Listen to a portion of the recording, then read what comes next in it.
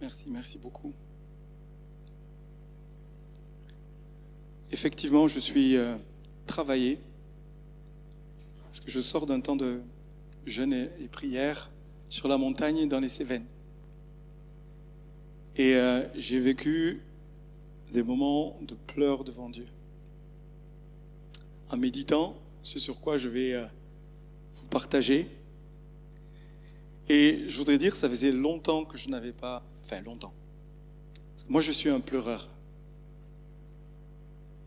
Parce que la Bible dit, heureux ceux qui pleurent. J'aime pleurer devant Dieu. Et là, j'ai pleuré et j'ai pleuré. Et je vais pleurer. Et en fait, c'est une disposition de cœur. Nous continuons notre série sur la montagne, mais c'est basé sur Matthieu 5, 6, 7. Je pense que tout le monde a compris qu'on méditait ces trois chapitres en ce moment. Tous les versets. Prenez le temps, il y a une richesse incroyable. Notre objectif, c'est que nous laissions transformer pour devenir des disciples à l'image de Jésus, qui, parce que il pratique ses paroles, deviennent prennent une dimension de radicalité. Quelque chose de tranchant, pas de l'intégrisme haineux qui crée des séparations, mais pour payer le prix comme Jésus a payé le prix. Et aujourd'hui, on va voir les béatitudes, vraiment les 12 premiers versets de Matthieu 5. Donc j'ai le privilège d'introduire. Dimanche prochain, ce sera la suite. On est vraiment en train de suivre les versets. Ce sera Nicolas. Et je sais que je ne pourrai pas traiter les 8 béatitudes là aujourd'hui. J'espère en pouvoir traiter 3.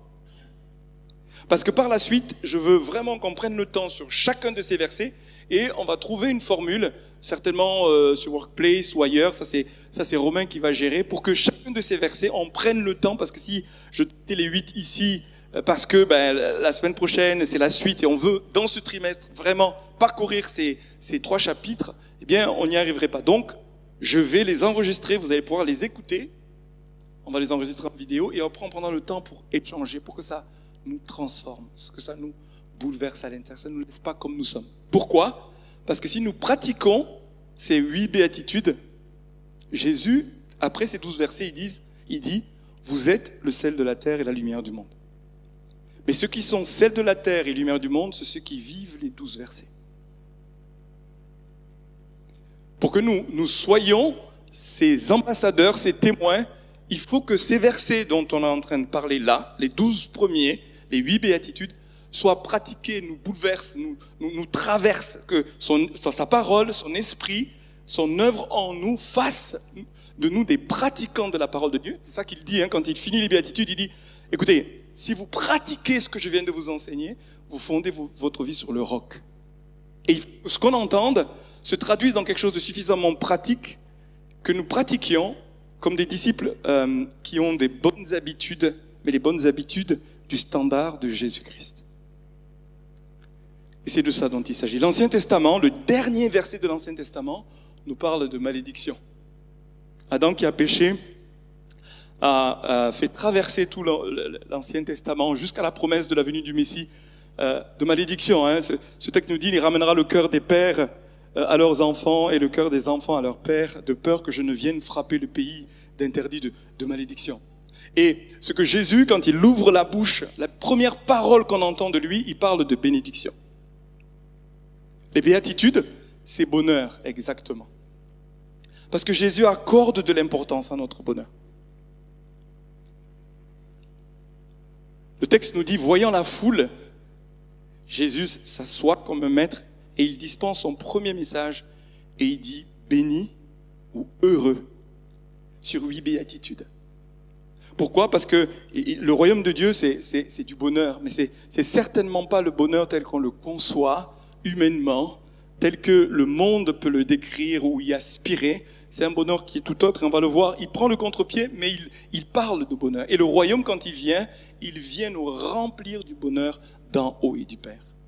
Parce qu'il est préoccupé. Voyant la foule. Dans d'autres textes, quand il voit la foule, il est ému de compassion. Il y a des émotions qui montent au-dedans de lui. Mais là, quand il la voit, et quand il commence son ministère, il vient promettre, il vient annoncer qu'il y a un chemin pour trouver le bonheur, et pas que quand il reviendra, mais ici et maintenant. Je ne vais pas rentrer dans des interprétations eschatologiques. Est-ce qu'il est en train de parler du millénium? Parce que s'il parlait du millénium, on ne parlerait pas de souffrance. Nous sommes ici bas sur terre. Jésus n'ignore pas la réalité de la souffrance. Au contraire, il nous montre un chemin extraordinaire. Alléluia. La finalité, c'est une grande joie. Le dernier verset, le 12, dit, mais réjouissez-vous avec une joie ineffable. Hein? Vous qui comprenez ce qui se passe, il y a une joie pour vous ici, mais il y a une récompense pour vous dans le ciel. Si vous comprenez le cœur du message, le cœur et l'intention de Dieu. Il s'agit ici d'un style de vie que produit ce bonheur quand on le trouve. Une grande joie. Nous ne sommes pas, vous savez, sur des standards d'un bonheur qui vient de quelque chose d'extérieur. Le terme ici, quand il est dit heureux, béni, c'est une sorte de bonheur qui n'est pas produit par des circonstances et qui ne peut pas être affecté par les circonstances. C'est quelque chose qui est à l'intérieur de toi, qui demeure et qui ne procède pas d'ailleurs, qui ne procède pas de l'extérieur. Et dans la parole, nous avons l'exemple de Salomon, qui a tout ce que le monde définit comme bonheur. Mais il avait absolument tout, la gloire, l'intelligence, il était beau. Il avait, alors, excusez-moi, mais beaucoup de femmes. En tout cas, sa vie sexuelle était a priori comblée. Mais il finit sa vie, il dit vanité de vanité. Tout est vanité. La richesse, la gloire, la sagesse, l'intelligence, la beauté. Il a tout ce qui, dans notre référentiel du bonheur, qui pourrait, si j'ai de l'argent, si j'ai l'amour, si j'ai ceci. Il finit sa vie, il dit vanité de vanité. Donc, Jésus est en train de nous dire, le bonheur ne dépend pas de ce qui est à l'extérieur, ce que tu peux gagner. Il dit, ça vient de quelque chose qui est à l'intérieur. À l'intérieur, ça parle de caractère. Tous ces bénis, tous ces heureux, il s'agit, Dieu lui-même est béni ainsi et heureux ainsi. Il s'agit de transformation de ce que nous sommes à l'image de Jésus. Et quand on vit ce bonheur, on peut le partager. On peut être porteur d'une bonne nouvelle. J'ai trouvé le bonheur. Il ne correspond pas à ce que les critères du monde, mais je vais te montrer un chemin par lequel toi-même aussi tu peux connaître ce bonheur. Je peux vous dire, en l'étudiant, le standard de notre vie, même de disciple, va devoir changer. Parce que vous allez voir, c'est à l'opposé du chemin qu'on propose, ou du chemin dans lequel même on a nos modèles, et qu'on pourrait suivre sans en avoir conscience, pour trouver ce bonheur. Parce qu'au fond de nous, chacun de nous aspire profondément à ce bonheur dont Jésus parle. Il est à l'intérieur. Il vient de l'intérieur vers l'extérieur. Il vient du cœur. Parce que notre Dieu regarde au cœur. Vous savez, ces derniers temps, j'ai pas mal regardé de films biographiques sur les gens justement de ce monde qui ont soi-disant eu ce qu'on pourrait regarder comme modèle. Et en fait, il y a une profonde désespérance. Mais une profonde désespérance dans ces personnes. Ils ont la gloire, ils ont ceci, ils ont cela, mais quand on regarde les films, ils sont très très bien faits. Mais ça vient nous bouleverser pour dire, il y a un autre chemin. On peut avoir de l'argent, la popularité, tout le reste, et être profondément malheureux. Parce que le bonheur vient du cœur et il ressemble à la personne de Dieu. Alors du coup, commençons par ce premier. Et notre objectif ici, c'est de vivre le sermon. Pas juste écouter, mais être des pratiquants. Pour que, comme dans ses béatitudes, Jésus à un moment donné, il dit, mais finalement, si vous aimez, vous saluez vos amis, quelle différence y a-t-il avec les païens ou les gens dans le monde, les gens qui ne connaissent pas Dieu? Les gens dans le monde, mais qui font exactement ce que nous faisons. Et l'enjeu d'être un vrai disciple de Jésus, tel qu'il est décrit ici, c'est qu'il y ait une différence telle qui se tourne vers nous pour qu'on leur indique d'où vient ce véritable bonheur. Il y a une différence. En fait, on est là en train de crier à Dieu pour dire, mais est-ce que notre évangile, ce que nous incarnons, ce que nous vivons, fait une différence, suscite un questionnement ou suscite une aspiration ou qui perçoivent le parfum qu'il y a, la vie qu'il y a pour venir vers nous, être comme... Oh, merci beaucoup.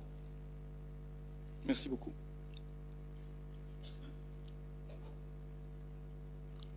C'est pourquoi on veut retrouver ce tranchant, cet engagement dans cette dimension. Heureux les pauvres en esprit, car le royaume des cieux est à eux. Quand il dit royaume des cieux ici, il s'agit de la plénitude des choses d'en haut. Le bonheur, c'est pour les pauvres. Et ici, il ne s'agit pas d'un vœu, c'est une déclaration, c'est comme même une prophétie, il le déclare. Le bonheur, c'est pour celui qui, pour entrer dans le royaume de Dieu, va reconnaître son besoin. On ne peut pas même se convertir, se tourner vers Dieu, naître de nouveau, sans vivre un moment de conscience du besoin que j'ai de Dieu. Tu ne peux pas être rempli de ce bonheur sans te vider. Vider de ton orgueil. Vous savez, dans la parole de Dieu, il n'y a rien de pire devant Dieu que l'orgueil. Que la suffisance. Rien de pire. Et la parole va loin, elle dit Dieu résiste aux orgueilleux. En fait, ici, il parle d'humilité. Heureux ceux qui reconnaissent leurs besoins, leurs manques, qui sont pauvres au point, et le terme ici, en termes de pauvreté, c'est mendiant. C'est le terme le plus élevé de quelqu'un qui est dans le besoin et qui est dépendant de quelqu'un d'autre pour vivre. C'est même pas, j'ai pas beaucoup de moyens, je cravache, c'est dur, je suis pauvre, je suis un travailleur pauvre. Non, non. Je suis mendiant. C'est-à-dire, sans l'aide des autres, je vais mourir. C'est-à-dire, heureux les mendiants, heureux ceux qui sont dans le besoin tellement, ils ont tellement d'humilité qu'ils se tournent radicalement vers Dieu en disant, j'ai besoin de toi. Et je tends mes mains comme ceci en disant, Seigneur, j'ai besoin de toi. Je viens mendier, mais mendier dans une faim et une soif d'un Dieu qui veut nous combler, mais il va nous montrer le chemin que c'est par Jésus qu'on peut être comblé. Et ma prière, c'est que nous retrouvions tous cet état de ces disciples qui, quand ils sont venus à Jésus, ont eu conscience de leurs besoins de Dieu. Je me souviens, quand je me suis converti, quand j'ai vécu cette nouvelle naissance, j'ai eu une vision, mais une vision qui n'était pas juste comme ceci, une expérience spirituelle. C'était vraiment, j'étais transpercé par l'amour de Dieu. Je voyais Jésus, il y avait comme une conversation avec lui. Et je pleurais toutes les larmes de mon corps. Je comprenais qu'il m'avait aimé.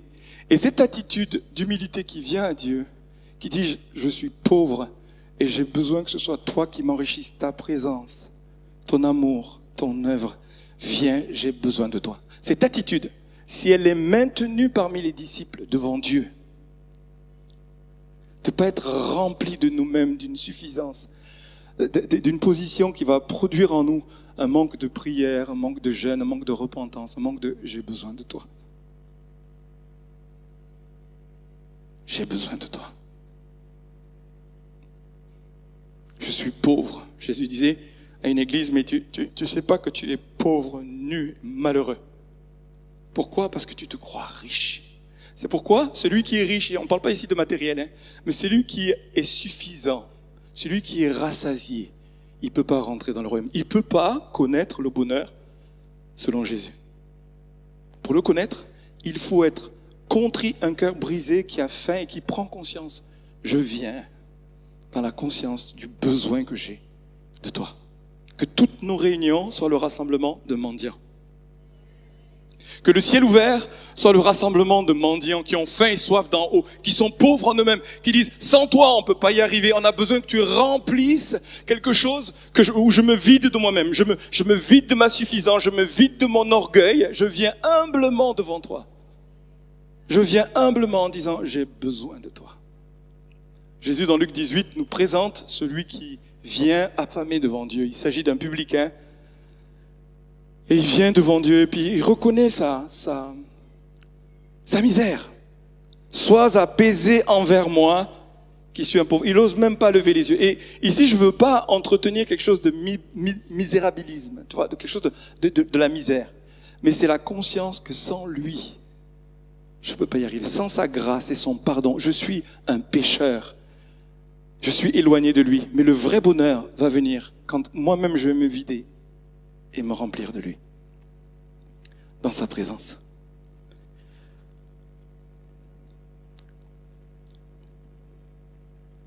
À l'intérieur, en esprit, dans le cœur, un cœur brisé.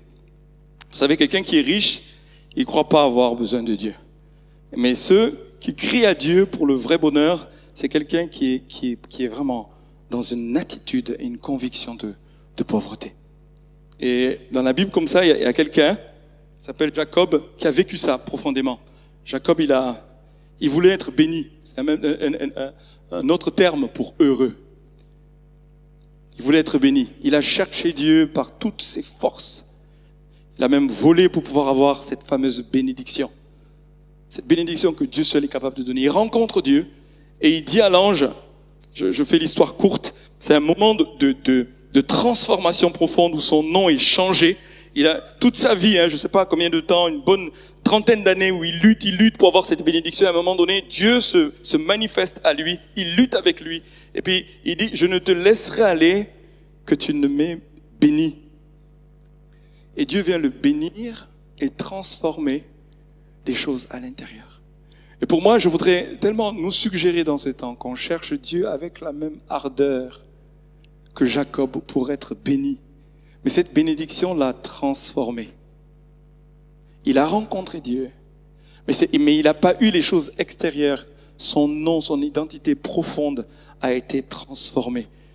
Il y a quelque chose qui se marque en lui, qui se réconcilie avec l'intention de Dieu, qui voulait faire de lui une source de bénédiction. Puis les 12 tribus d'Israël sont là au travers de la bénédiction qu'il reçoit de la rencontre de Dieu, de la fin de Dieu. Je ne te laisserai aller que ce bonheur-là vienne et que tu viennes le rassasier, tu viennes me combler à l'intérieur. Alors comment être pauvre? Comment développer une attitude de pauvre?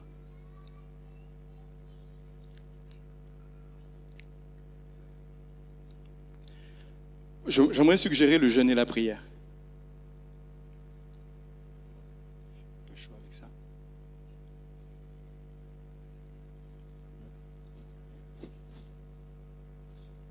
Quand on jeûne et qu'on prie, on est en train de dire à Dieu notre faim et notre soif de lui, notre besoin de lui.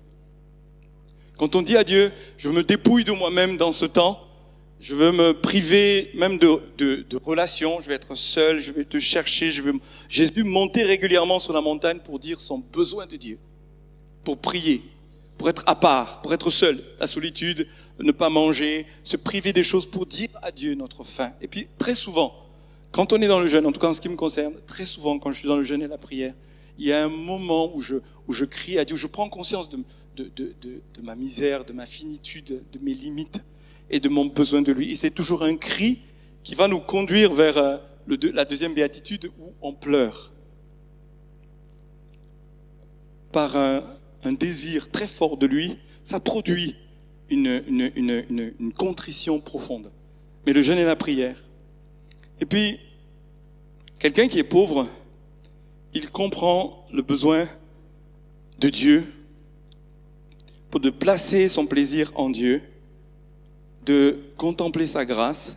Vous savez, quelqu'un qui est pauvre, il va prier, pas seulement pour ses besoins, mais il va prier pour être rempli de la présence de Dieu. En fait, quelqu'un qui prie, qui a une vie de prière intense, nourrie, c'est quelqu'un qui est pauvre. En fait, je pourrais presque vous dire, moins tu pries, plus tu crois que tu es riche. Si tu cherches pas Dieu, c'est un signe que tu n'es pas pauvre. Si tu n'es pas désespéré de voir sa présence, qu'elle te remplisse, c'est que tu es rempli d'autre chose. Il y a quelque chose d'autre qui comble ton cœur. Sinon, parce que tu as faim, parce que tu as besoin de lui, tu vas te tourner vers lui, puis ta vie va être organisée pour le chercher, puis la prière va devenir un plaisir, un bonheur, justement, c'est un bonheur, parce que du coup, tu as conscience que c'est lui seul qui peut combler cela. Et parce que tu viens devant lui et que tu pries, la prière devient l'expression de ta pauvreté. Et donc, si en ce moment, c'est une traduction, si en ce moment ta vie de prière est inexistante ou il n'y a rien qui se passe, ça a trait à quelque chose, à un rendez-vous avec l'orgueil, la suffisance, l'éloignement, l'endurcissement de ton cœur.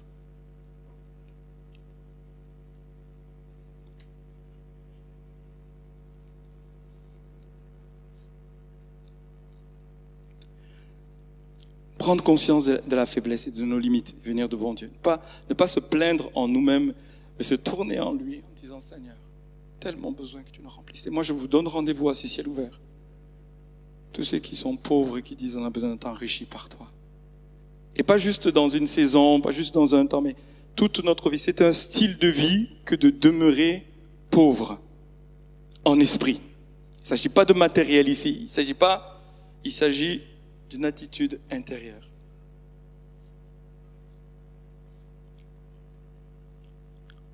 Heureux les affligés, car ils seront consolés. Affligés ici, c'est ceux qui pleurent. Et comme je vous disais, il s'agit ici d'un style de vie. C'est pas un moment où on pleure. L'enjeu, le premier, c'était l'orgueil. La solution, c'est l'humilité, le fait de demander à Dieu. Heureux les pauvres en esprit. Ici, il s'agit de souffrance, de notre rapport à la souffrance. Heureux ceux qui souffrent. Heureux ceux qui pleurent. Heureux ceux qui sont affligés dans une affliction dans laquelle ils demeurent, ils ont compris qu'il y a des souffrances légitimes. Il y a des souffrances illégitimes. Moi, je ne parle pas de maladie. On vient de prier pour Yann. Il y a d'autres situations qui sont illégitimes. Mais Dieu veut nous donner un évangile dans lequel la souffrance en fait partie.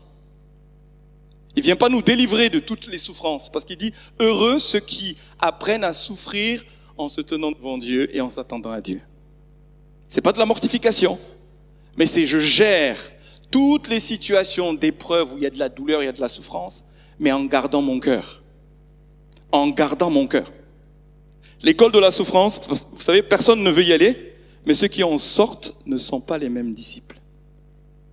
En gardant la tête haute, en se laissant transformer par Dieu, en se laissant utiliser par Dieu. Vous savez, la souffrance, la Bible parle des douleurs de l'enfantement. Quand on est des disciples, le Seigneur par la souffrance. Lui-même, il a appris l'obéissance par les choses qu'il a souffert. Jésus a souffert et dans ses souffrances, il a appris l'obéissance. Et au travers de ce qu'il a vécu, eh bien, le salut nous est manifesté. Et il se trouve que si nous sommes ses disciples et qu'on le suit, nous devons apprendre à souffrir comme il a souffert, à apprendre l'obéissance par les choses qu'il a souffert. Il y a des choses qui sont préparées devant Dieu pour que nous souffrions, nous pleurions et qu'au travers de nous, le royaume de Dieu soit enfanté. La vraie intercession, quand Paul en parle dans Romains 8, nous prions par l'esprit. Alors, on le traduit en disant par des soupirs inexprimables. On le traduit comme si on parlait en langue. Moi, j'aimerais suggérer, c'est le Saint-Esprit en nous qui est en train d'être affligé, de prier, de souffrir, de crier à Dieu. Mais c'est ceux qui ont appris à accueillir la souffrance selon Dieu, la tristesse selon Dieu.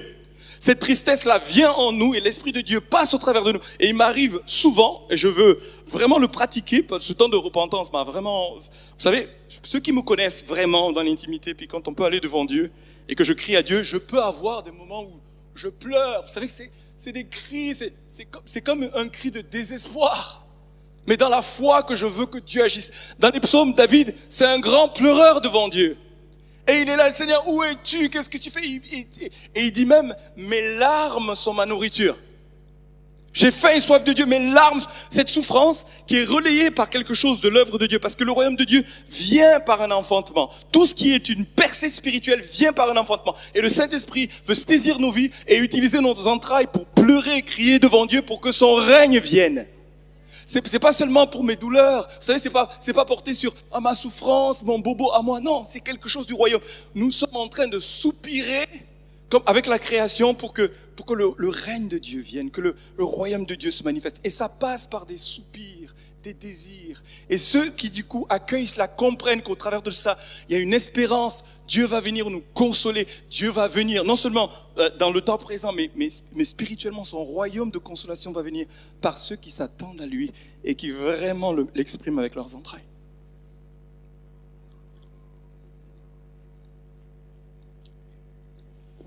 Il y a des souffrances illégitimes et il faut les discerner, il faut les confronter. C'est pour ça qu'il y a beaucoup de choses qui sont liées à du discernement.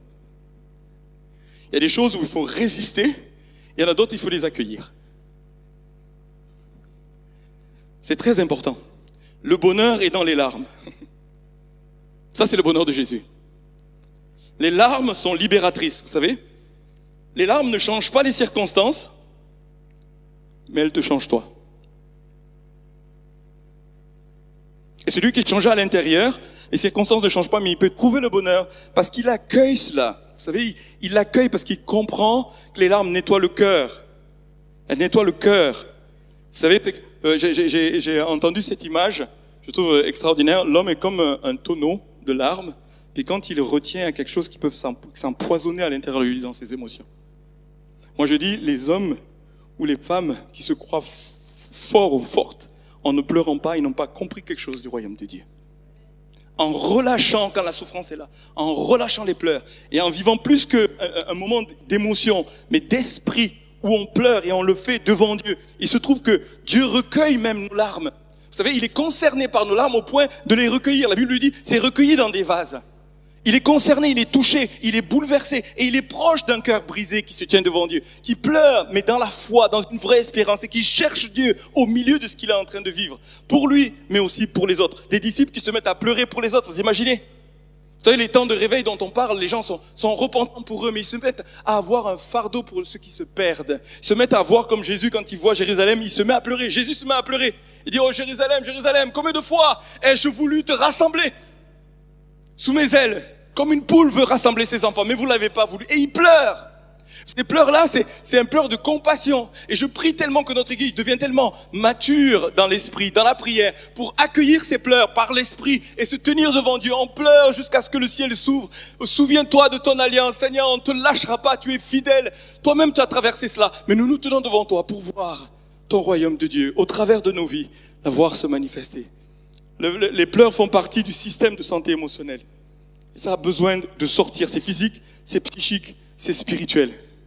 Vous savez qu'est-ce qui se passe quand on voit quelqu'un pleurer? Et c'est ce qui se passe pour Dieu. Quand on voit qu'on est dans une réunion, il y a quelque chose qui se passe, quelqu'un se met à pleurer. Il y a une propension à aller vers pour consoler. C'est une propension. Quelqu'un qui est orgueilleux, qui veut pas montrer que c'est dur, que ça fait mal, on lui résiste. C'est comme ça, nous ressemblons à Dieu. Mais Dieu dit, celui qui pleure, ça provoque en moi un élan pour venir consoler. Lui, les circonstances qu'il est en train d'avoir traversées, mais ce pourquoi elle est en train de vivre ce moment de tristesse, le comprendre, le saisir. C'est un style de vie. Imaginez, pleurer continuellement. C'est Paul qui dit, pleurez avec ceux qui pleurent. Réjouissez-vous avec ceux qui se réjouissent, mais pleurez avec ceux qui pleurent. Ça prend une démarche de rejoindre l'autre qui est en train de pleurer et de pleurer avec. Je voudrais nous dire, c'est spirituel de pleurer. C'est un chemin du bonheur que de pleurer, que d'accueillir cela.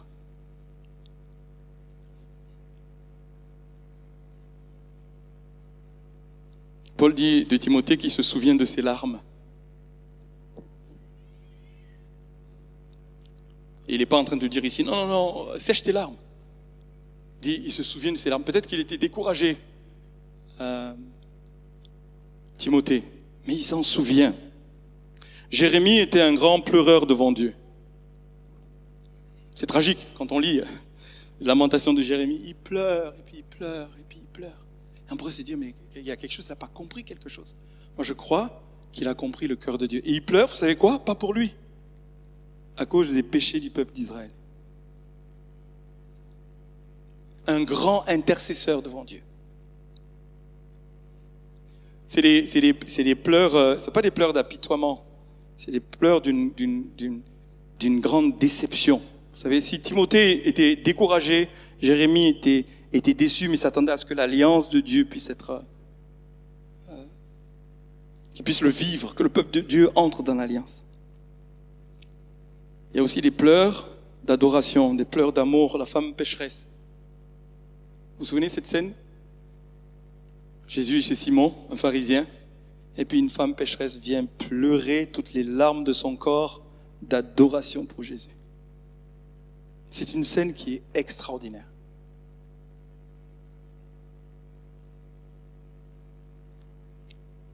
Pleurer d'adoration. Heureux, ceux qui savent qui est Jésus, qui savent ce qu'il a fait pour eux et qui pleurent.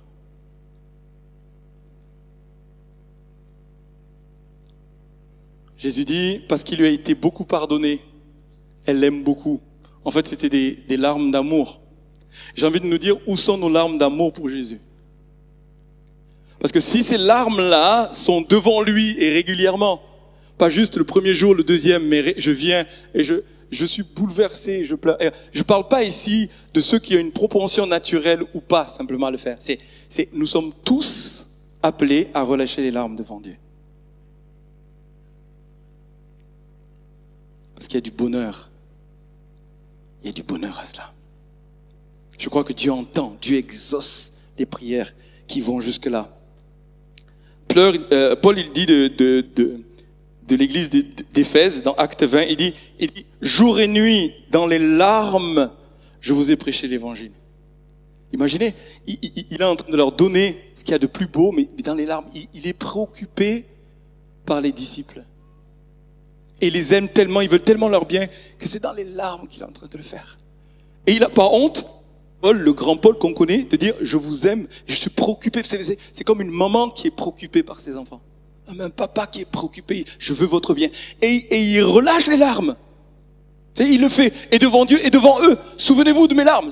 Je me cachais pas, j'allais pas dans un coin pour pleurer. Non, c'est devant vous que mes larmes sortent comme une expression du cœur de Dieu, de la préoccupation du cœur de Dieu pour eux.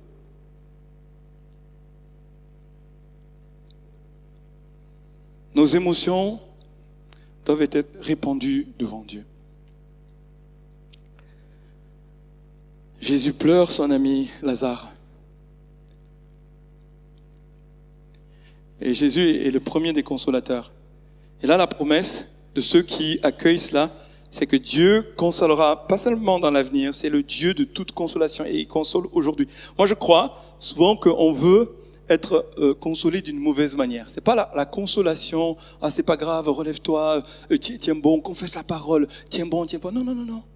C'est une consolation tellement plus grande. Presque tu as envie de dire, Seigneur, ma vraie consolation c'est quand tu reviendras. C'est ceux qui aspirent après son retour. Et régulièrement ils ont le cœur contrit. En disant Seigneur, ne tarde pas, reviens. Et en attendant, on est en train de faire le travail. Mais c'est comme si, le terme ici utilisé, ceux qui pleurent, mais ceux qui pleurent continuellement.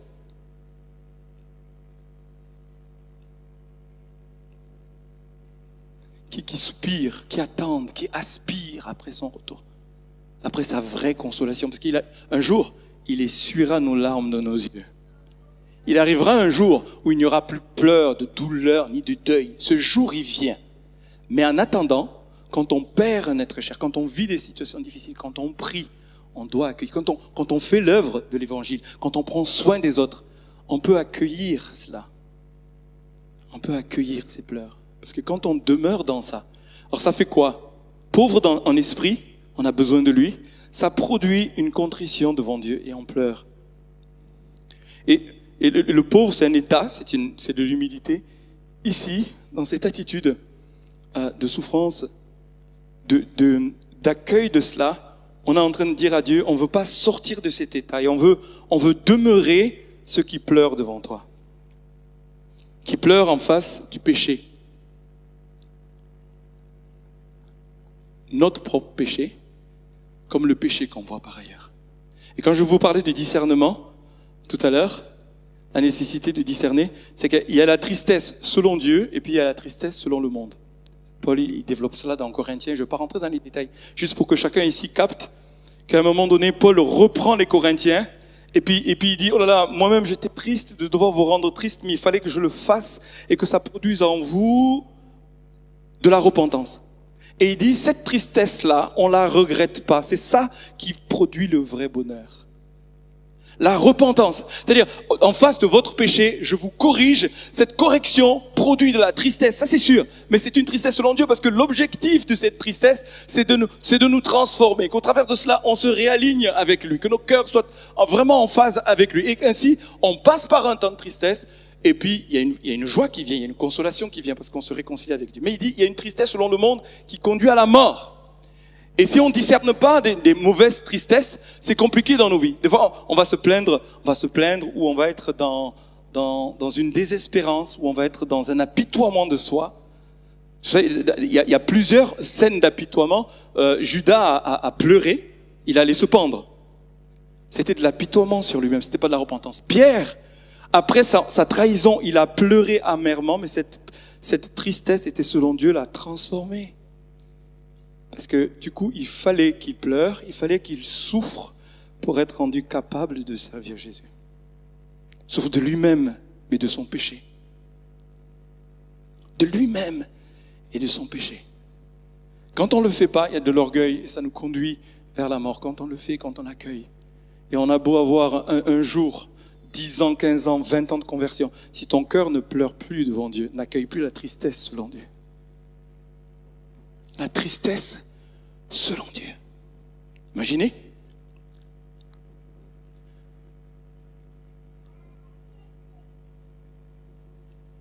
Ma prière, c'est que ce matin, on accueille la tristesse. On accueille la tristesse.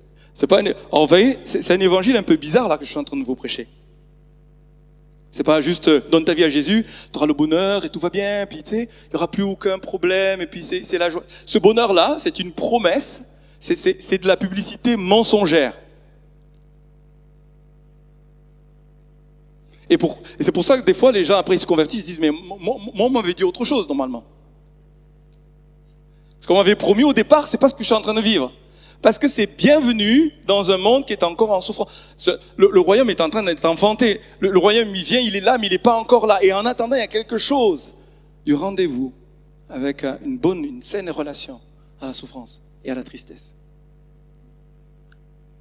Quand elle est selon Dieu, elle nous conduit à la repentance, elle nous transforme. Et souvent, nous résistons par orgueil à cette tristesse, à cette repentance. Ça endurcit notre cœur et on pleure plus.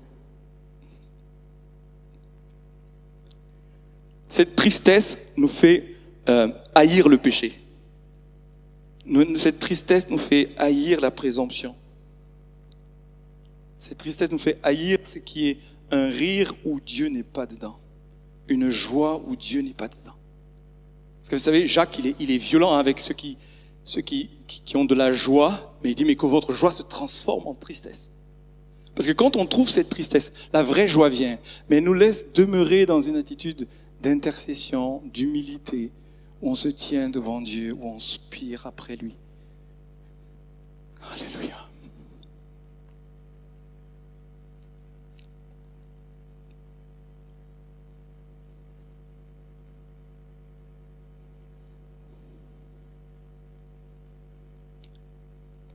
J'hésite à faire le troisième. Mais je veux le faire quand même. Après, je voudrais qu'on prenne le temps d'aller devant Dieu. J'ai annoncé à l'équipe qui préparait le culte, mon temps de ministère, c'est un rendez-vous à pleurer.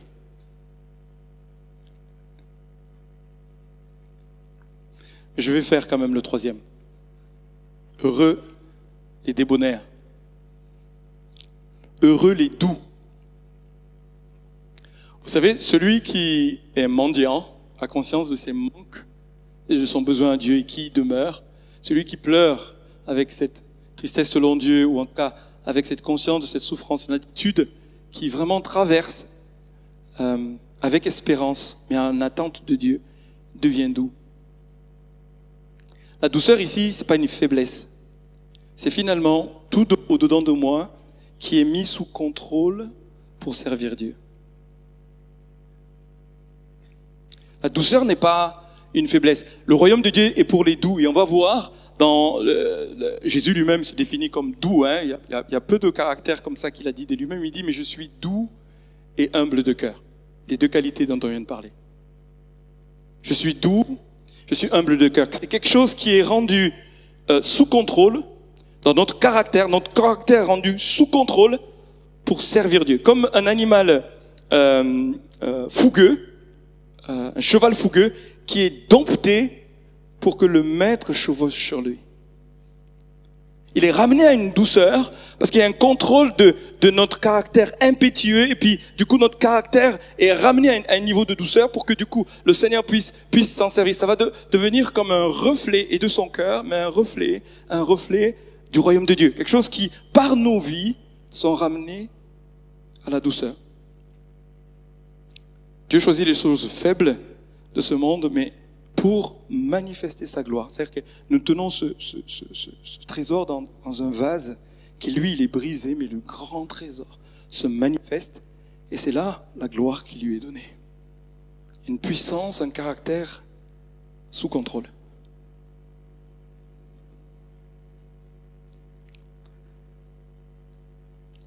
Et cette douceur est le fruit de l'esprit en nous. Vous savez, celui qui est dans cette douceur, il est vraiment opposé à la vengeance, au non-pardon. Il y a quelque chose en lui qui est travaillé par Dieu et qui relâche un parfum, une grâce envers les autres.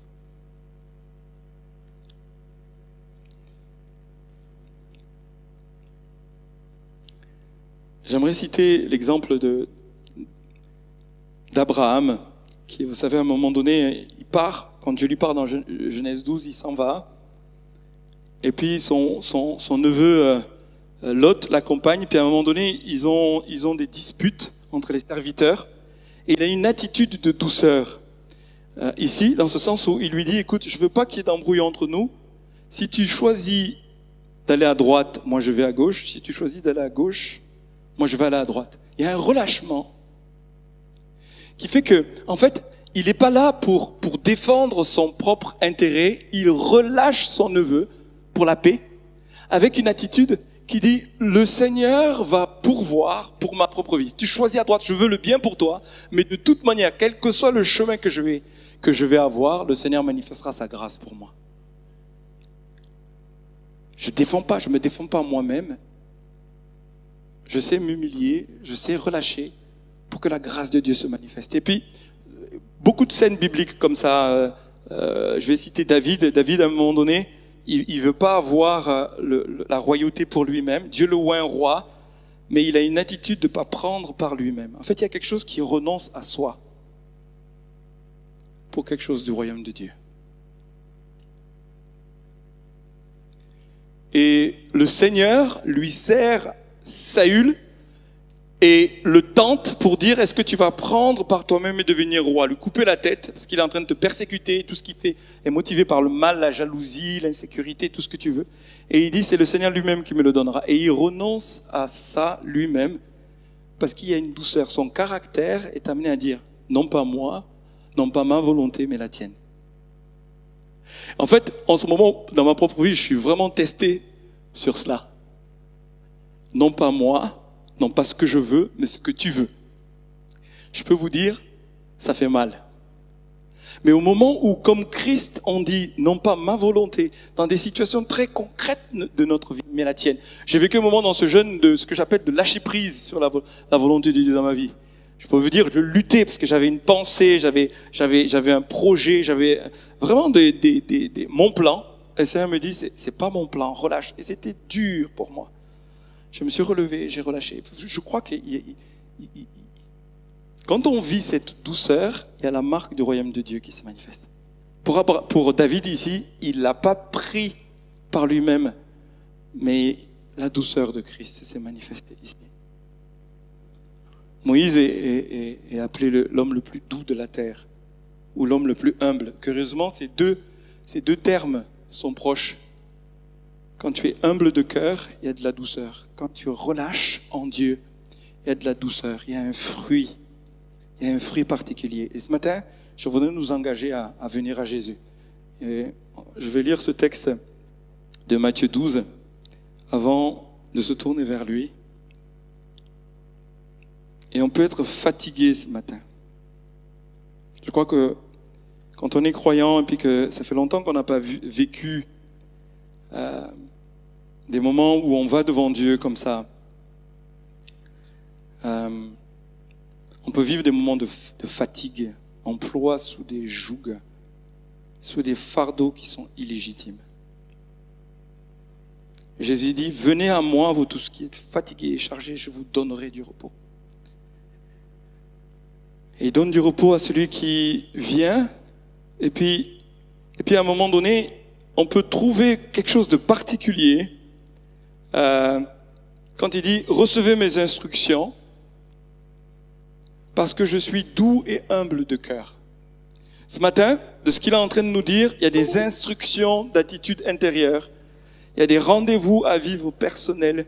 Quand on les reçoit, il dit « Et vous trouverez le repos pour vos âmes. » Il y a un rendez-vous pour un repos particulier dans cette saison. Pour ceux qui reçoivent les instructions de la part de celui qui est doux et humble de cœur. Venir avec un cœur humble, affamé. Venir avec un cœur qui est contrit. Finir avec un cœur qui est affamé. Finir avec un cœur qui désire plus de lui. Finir avec un cœur qui veut accueillir sa douceur, son caractère, pour porter son fardeau. Son fardeau, il est doux. Son joug est doux et son fardeau, il est léger. Et il nous le propose ce matin. Tu as peut-être marché pendant longtemps et tu es fatigué. Peut-être que tu le connais et tu sais que tu le connais, tu sais que tu lui appartiens, mais tu n'es pas le disciple qui porte un joug qui est doux et un fardeau qui est léger par X choses de dispersion, de confusion, de déception. Et il veut te donner du repos ce matin. Le Seigneur nous invite, nous appelle. La clé pour recevoir cette douceur, la clé pour recevoir ce cœur qui est contrit, ce cœur qui est brisé. Dieu dit, je ne dédaigne pas un cœur brisé. Au contraire, Dieu agrée. Il ne veut pas des sacrifices, mais il veut un cœur brisé. Il veut un esprit contrit, comme celui de David après son péché. On a parlé de péché ces derniers temps, et je crois que le Seigneur ne nous en parle pas dans un esprit de culpabilité, mais le péché qui endurcit ton cœur, qui fait que tu pleures plus, ou tu n'es plus en train de mendier dans le sens de l'humilité de celui qui a besoin des choses d'en haut, d'être revêtu de sa justice et de sa grâce, d'être utilisé par lui en pleine douceur.